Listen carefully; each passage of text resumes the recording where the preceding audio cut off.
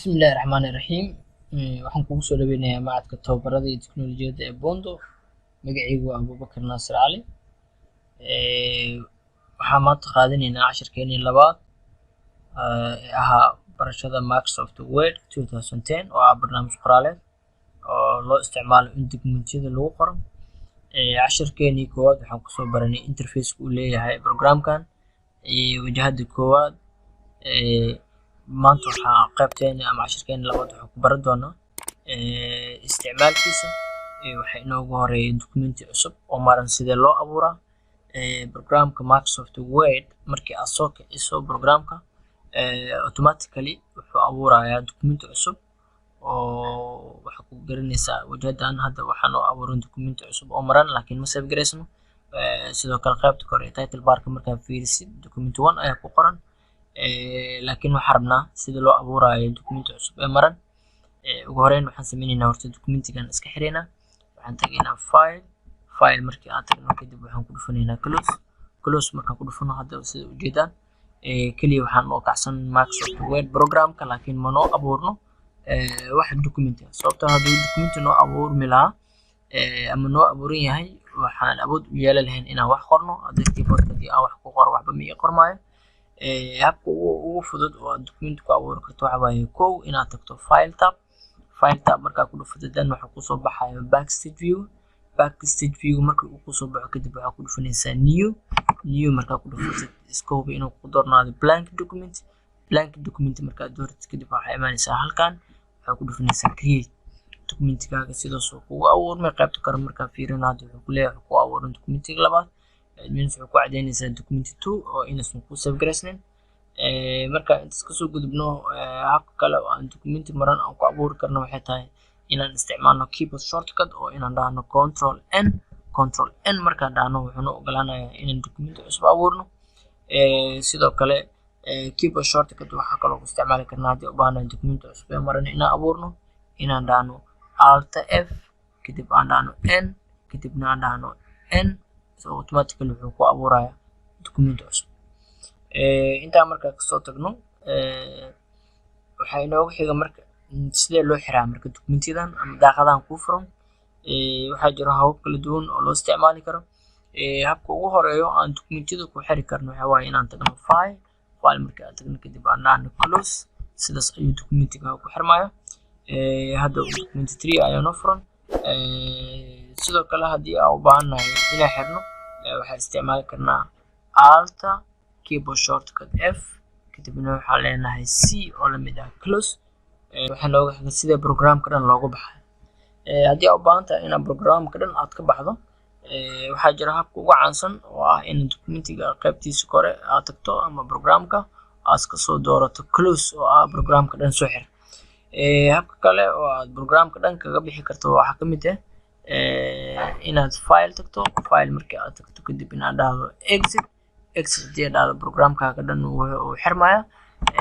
sidoo kale programka dib u soo kicinaynaa. waxyaabaha kale oo aan ku xiri karno waxaa ka mid ah inaan keyboard shortcut isticmaalno anagoo isticmaalayno keyboard shortcut alt f4 markaa dhahnana programkeena wuu isoo xiraya. intaa markaa kasoo gudubno programka waxaan baranaa sida documenti cusub loo abuurayo iyo sidoo kale sida documentiga loo soo xiraayo iyo programka dhan sida loogu baxayo. mararka qaar waxaa jirta inaad isticmaasho templateska waxaa waaye dadka qaar waxay sameeyaan in documenti maran oo blank inay sameeyaan oo from scratch kasoo bilaabaan ayaga ay qortaan. dadka qaarna waxay isticmaalaan templates diyaarsan.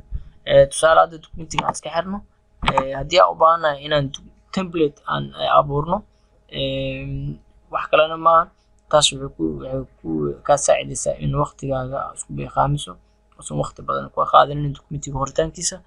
haddaan u baahanahay templates diyaarsan inaan abuurno waxaan sameynaynaa file tagaynaa markaan tagno kadib new aan leenahay markii aan dhahno meeshii aan blank document ka tagaynay hadda waxaan tagaynaa sample templateska markaa furtid halkaan waxaa kasoo baxaya templates kala duwan.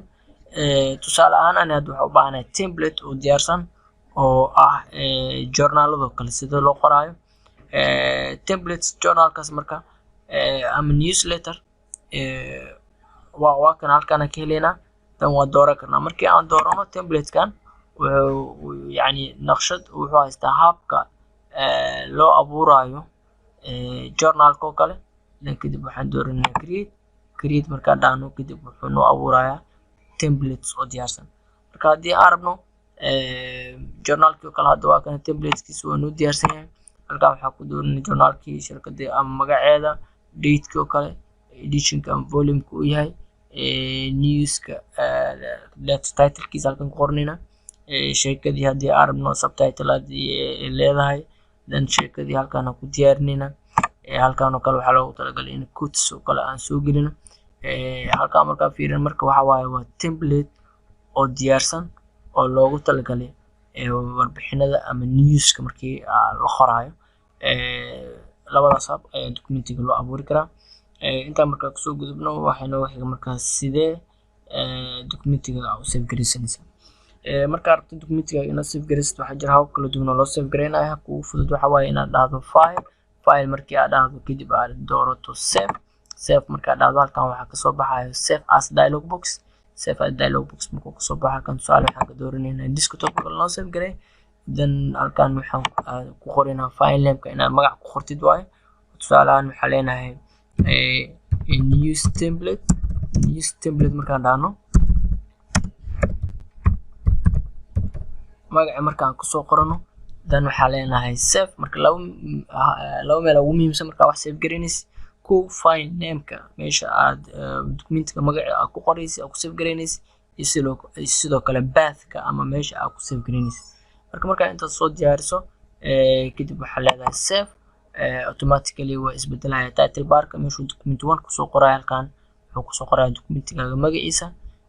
haddii sidoo kalena waxaan isticmaali karnaa keyboard shortcut oo ah control s oo noo ogolaanayo inaan documentigeena save garayno. sidoo kale quick access toolbarkan halkan waxaa ka heleysaa save commandiga oo haddii abaad inaad save garaysid ama marka documentiga aad qoraysid sidoo kale isbedela markaa ku samaysid halkaas inaad save dhahdo. waana habka loo save garaynayo. intaa markaa kasoo gudubno marka hadda waxay nooga xiga marka sidee loo soo kicina documenti aan hore u save garaynay. halkan waxaa yaalo documenti aan hore u save garaynay. markii aan documenti oo aan kusoo save garaynay desktopka, marka aad documentiga soo kicinayso marka habka ugu fudud waxaa waaye in documentigaaga aad dul tagto. documentiga hadda waxaa waaye waa Microsoft Word. sababtoo ah Microsoft Word markuu yahay waxaa ku arkaysaa W-gaas sidoo kalena iconkiisa buluugaas ayuu qaadanaya. marka haddii aad u baahanahay inaan soo kicino waxaa leenahay double click markaa dhahdo automatically waxaa dib soo furmaayo documentigeena. intaa markaa kasoo gudubno waxaa kaloo jira hab kale oo lagu soo furi karo. habkaas waxaa waaye kow markuu programka sidaan kugu soo kacsan yahay inaad dhahdo file markii aad dhahdo kadibna aad doorato open markii aad dhahdo dan inaad soo doorato documentigaaga meesha aad dhigatay. anaga tusaalahaan hadda desktopkaan dhiganay. desktopka markaa dhigana dan programkeena waa kan documentigeena waa kan halkan noo yaalaa news template. dan markaad soo doorato documentigaaga kadibna inaad dhahdo open dan waxaa noo soo furmaayo documentigaaga. habka kale oo aan kusoo furo karno documentiga waxay tahay inaan isticmaalno keyboard shortcut oo ah inaan dhahno control o markaa dhahno open dialog box oo noo soo furaya. kadib waxaad dooranaysaa documentigaaga kadib waxaa leedahay open. intaa markaa kasoo gudubno marka qaar waxaa dhici karto inaysa documenti aad magacii aad kusoo save garaysay inaad ilowdid ama meesha aad dhigtay. haddii sidaas ay dhacdo tusaalahaan waxaad tegaysaa file marka aad tagto dan waxaa leedahay recent markaad tagto halkan waxaa ka heleysaa recent documents ama documentiyadii ugu dambeeyay lasoo furay.